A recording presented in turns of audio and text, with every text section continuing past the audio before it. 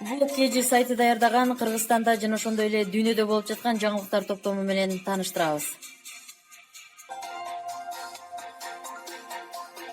Токмоктогу негизги жолго жер үстүнөн өтчү өтмөк курулууда. Бул туурасында Транспорт жана Жолдор министрлиги билдирди. Маалыматка ылайык, Бишкек-Нарын Торук-Артуна жолунун 63-чакырымында жөө адамдар үчүн жер үстүнөн өтүүчү өтмөктүн учурда жер казуу, бетон коюу иштери аяктап, өтмөк тургузула баштады. Анын узундугу 30 метр, ал эми туурасы 3 метрде түзөт.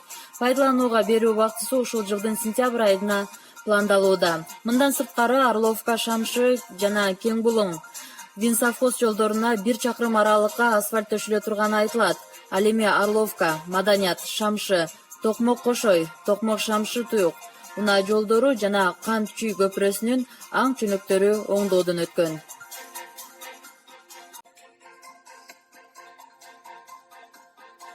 Ысык көлдүн Чолпон Ата шаарында шахмат оюну боюнча мелдеш өтөт. Бул тууралуу аталган спорттун түрү боюнча федерациядан билдиришти. Маалыматка ылайык, белгилүү шахматчы Анатолий Карповдун кубогу үчүн мелдеш экинчи жолу уюштурулууда. Оюн 29-июлда башталып 8-августка чейин уланат. Ага 6 жаштан 14 жашка чейинки балдар жана кыздар катыша алышат.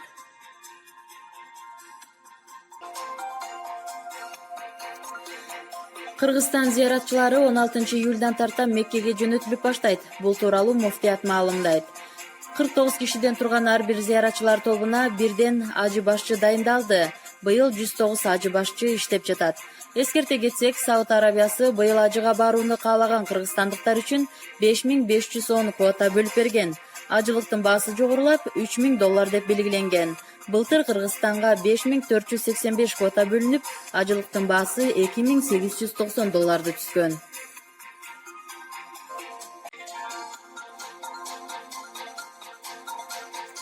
Кой Таш айылындагы Аламүдүн дарыясына түшүп кеткен 25 жаштагы кишинин сөөгү табылды. Бул тууралуу өзгөчө кырдаалдар министрлигинен билдиришти. Кырсык 29-июнда болгон. Ал күнү издөө иштерине 15 куткаруучу тартылса, 30-июнда 100дөн ашык жергиликтүү тургундар кошулган. Маалыматка ылайык, маркумдун сөөгү туугандары тарабынан сууга түшүп кеткен жеринен 2 чакырым алыстыкта саат 13:40 чамасында табылган.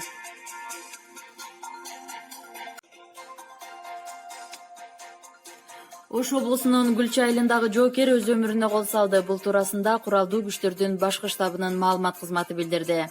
Окуя бүгүн 1-июлда болуп, аскердин сөөгү туугандарынын үйүнөн табылган. Генералдык штабтан кабарлашкандай, маркум жоокер былтыр май айынан бери уурулук боюнча айыпталып жаткан. Оштун милициясы сотко чейинки ишти баштады.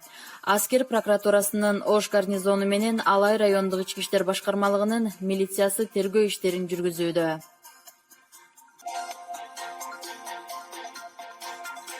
Бириккен Араб Эмирлигинин премьер-министри Дубайдын эмири Шейх Мухаммед бен Рашид Аль Мактумдун аялы Хая бинт Аль Хусейн ири суммадагы акча менен өлкөдөн качып кетти. Бул тууралуу РИА Новости жазды. Маалыматка ылайык, Канайым 11 жаштагы кызы жана 7 жашар баласы менен Германияга качып, ажырашуу үчүн документтерди берген. Канайым өзү менен кошо $39 миллион ала кеткен. Айрым маалыматтар боюнча, эмир аялын жана балдарын кайтарып берүү үчүн Германиянын бийлигине кайрылган. Бирок ал тарап баш тарткан. Мындан улам Канайымдын бул кадамы Германия менен Бириккен Араб Эмирлигинин ортосундагы дипломатиялык кризиске себеп болгон. Мексиканын Гвадалахара шаарында 30 градус ысыкта калың кар жаады. Бул туурасында РИА Новости жазды. Маалыматка ылайык, айрым жерде кардын калыңдыгы 1,5 метрге жетет. Кар жааган учурда шаарда күндүн ысыгы 30 градусту көрсөтүп жаткандыгы таң калтырууда. Биринчи жолу мындай ойго келбеген окуя болуп жатканын аймактын губернатору айтты.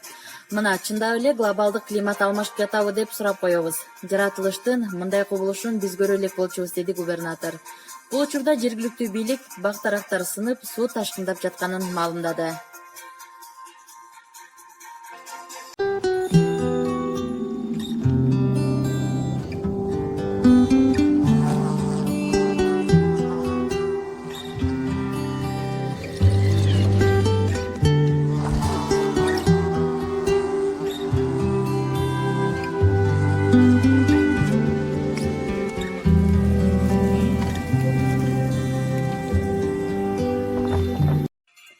Бул KG сайтына жазылып, акыркы болуп жаткан жаңылыктар менен кабардар болуңуздар.